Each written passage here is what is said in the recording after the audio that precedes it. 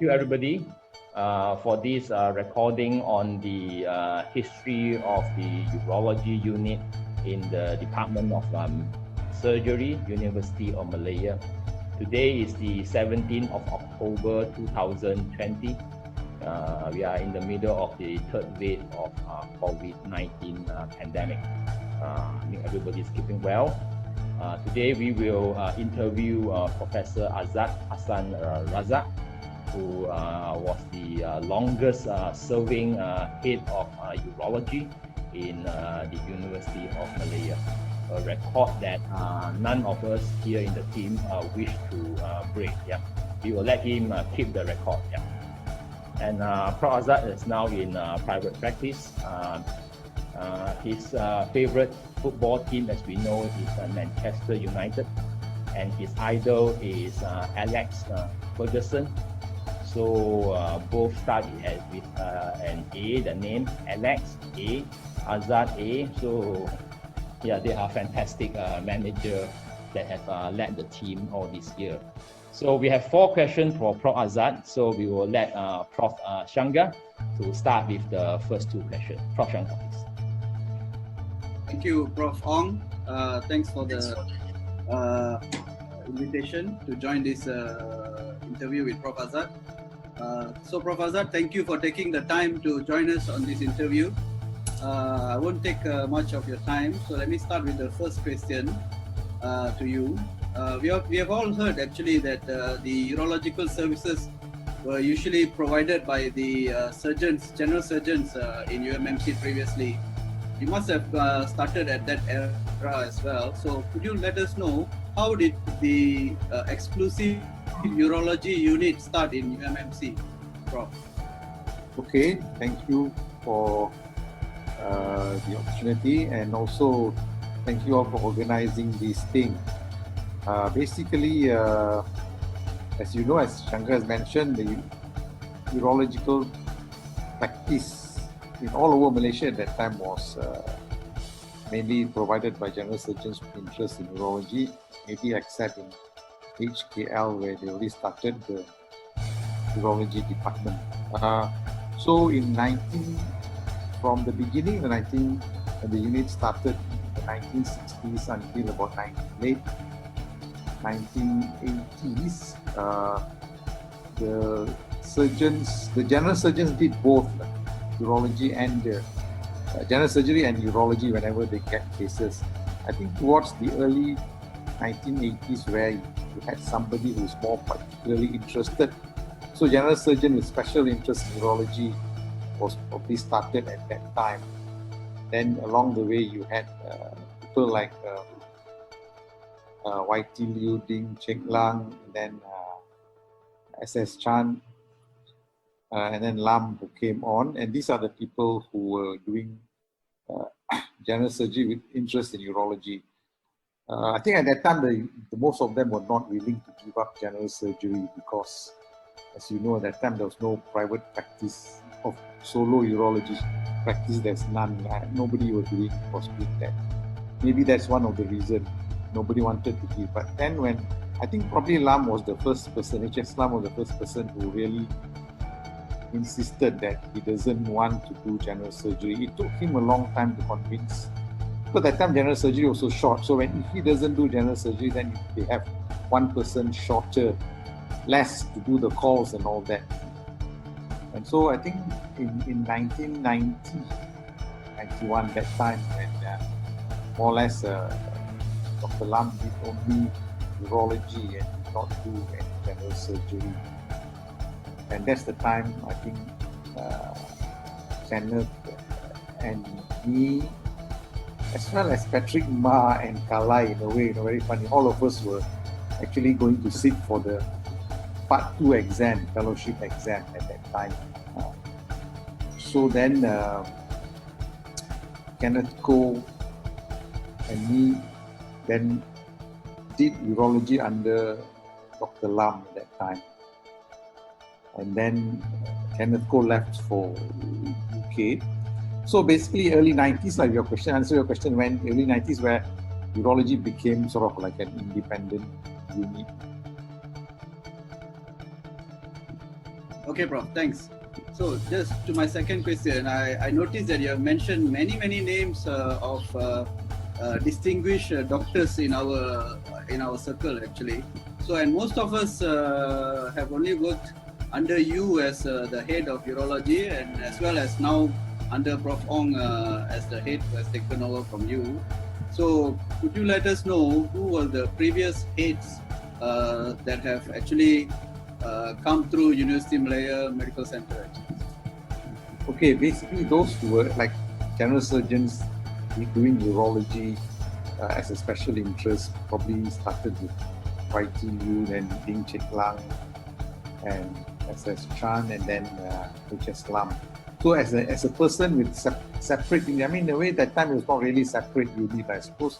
Maybe you can consider the informal unit, Lam probably as the head, as the first head.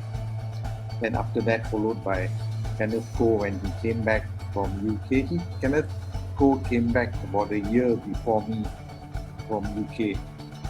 Then after I came back from UK in early 96, it was me and Kenneth Koh, and then Kenneth left about within 6 months after I came. He left. So from 96 onwards, it was me until Dr. C.S. Low came a bit later, after a few months after Kenneth left. So it was mainly one or two people running the department. Who was the first head? Very difficult to say. Probably we can give as Lam and subsequently Kenneth, and then it was me after that in 96, and it continued on until Ong took over later. So basically at that time, it was all the while a single unit London. Most you have two. Then C.S. Low left in 1990. Chua Chongbeng came, and then after that, from 2005 onwards, and then we had more people in the unit, more consultants in the unit. Thank you, Prof. So I now pass over to Prof Ong to continue with the session. Yeah, thanks, Prof Shanga. So the next question is, during your long service in the urology department, you've seen many events which happen. So, any special event or achievement that you would like to highlight here? Special event, I'm not sure basically what are the special events which I can highlight. I mean, for urology itself, I suppose. Of course. So I think in many ways we started the endourological procedure quite early on. It was quite good. In the late 80s, early 90s, I think PCNL was already started to be done at that time. So it's not far off from what happened worldwide as well. So in that sense, we kept up to date. And also in 1991, we started the renal transplant, which was actually done by Dr. S.H. Lee, who was actually a general surgeon, was trained in transplant. Why he didn't become a urologist, there's a lot of politics involved, so I don't think we want to discuss that here. That is how these are the things, and I think one of the main thing is for us, for the urology unit to become separate and quite strong on its own, outside without depending on the general surgeons. I think that is already a great achievement for our unit in that sense. And subsequently, we were able to build on to have, at one stage probably, we wouldn't have a situation where sometimes we had more lecturers and consultants compared to general surgery and any other unit. So that was probably one of the achievements. And of course, we also became involved in the training. I think the aspect we became involved in the early training. Although the training was initially started with MUA, but we were all from the beginning, we were taken this as a training center. So we have always been part of the training center for urologists. Probably we were only subspecialty unit, which was a part of a training center at that time, a formal training center at that time.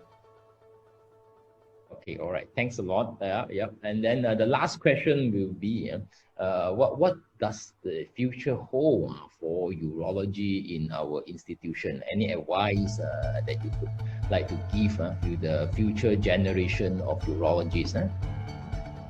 I think urology in UMMC is quite well established now, I think.